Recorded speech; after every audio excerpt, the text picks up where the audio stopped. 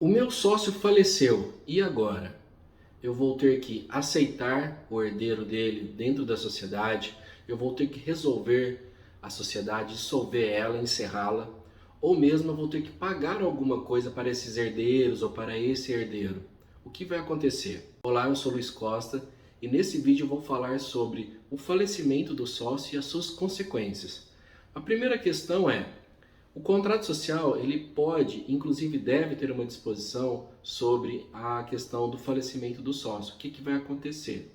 Mas, caso ele não tenha nenhuma disposição dentro do contrato, o que vai acontecer é, nós temos que ir lá no artigo 1028 do Código Civil, que ele traz três soluções. A primeira é, olha, caso o contrato social não tenha nada escrito, o que a gente vai fazer é o seguinte: nós vamos pegar as cotas desse sócio falecido e nós vamos apurar. Apurar por quê? Para saber o valor dessas cotas. Ah, essas cotas ficaram em tantos mil reais. Nós vamos ter que pegar esses tantos mil reais e pagar, ou seja, entregar patrimônio do falecido, que por sua vez vai ser dividido para os herdeiros. Então vamos supor que as cotas daquele falecido valeriam mais ou menos uns 100 mil reais. Então nós vamos pegar em 100 mil reais, entregar, vai formar dentro daquele patrimônio, né, do falecido, que é o espólio. Ele vai participar, vai entrar dentro desse espólio e por sua vez ele vai ser dividido dentro para os herdeiros, dentro do procedimento de inventário, por exemplo. Então esse é uma das questões, é uma das soluções no caso. Qual que seria a outra? Simplesmente o encerramento da sociedade, a dissolução dela. Por quê? Às vezes, aquele sócio ele é muito importante para a sociedade. As sociedades, muitas vezes igual a limitada, elas são uma sociedade de pessoa, onde a pessoa do sócio ela é muito importante para o negócio. E pelo falecimento daquele sócio, pode ficar um pouco inviável a continuidade da empresa. Então, pode-se decidir em fazer a dissolução da sociedade. E um terceiro ponto é um acordo com os herdeiros para ver qual deles poderia substituir aquele sócio falecido. Então vamos supor que às vezes o sócio falecido tinha dois filhos, um exemplo.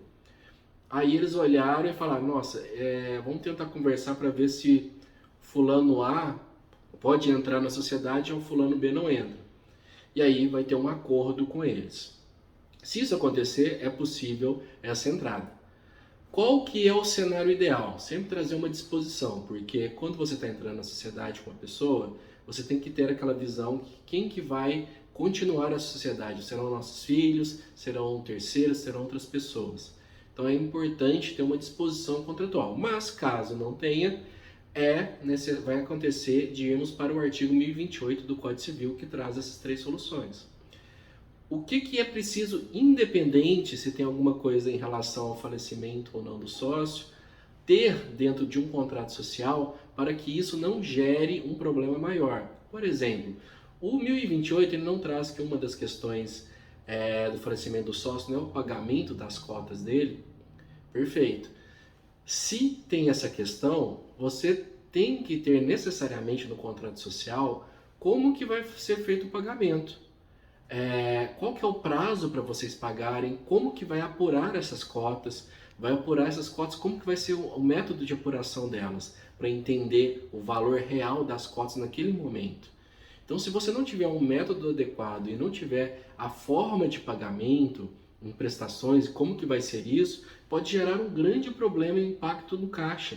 Imagina que você não tem um método apurado, aí verifica que aquela sociedade está valendo um valor muito grande, 1 milhão, 2 milhões, aquela cota, melhor dizendo, daquele sócio, e tem que pagar aquilo em 90 dias, por exemplo. Às vezes pode apertar bastante o caixa daquela sociedade. Então é importante ter tudo isso bem costurado dentro do contrato social, seja do que vai acontecer em relação ao falecimento do sócio e seja como é que vai ser o procedimento para isso. Se vai aceitar o herdeiro A ou o herdeiro B, se vai acabar com a sociedade, se vai resolver a sociedade, ou se vai pagar as cotas para aquele herdeiro, que acontece muito.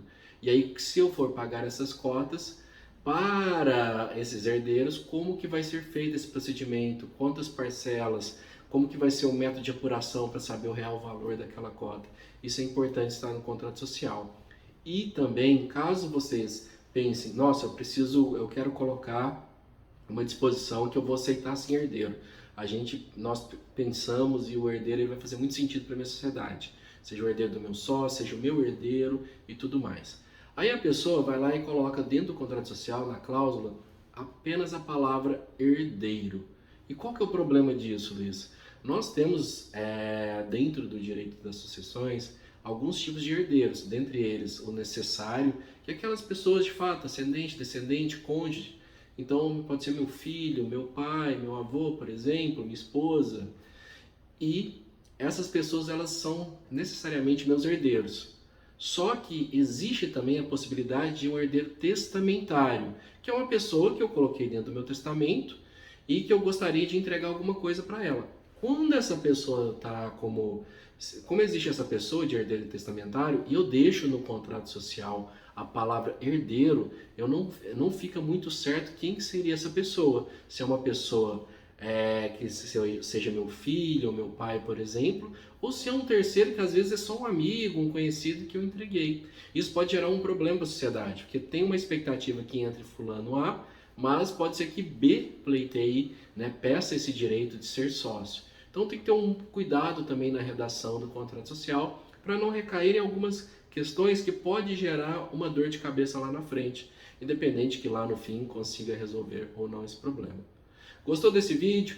Ative o sininho aqui e continue nos acompanhando nos próximos vídeos. Muito obrigado!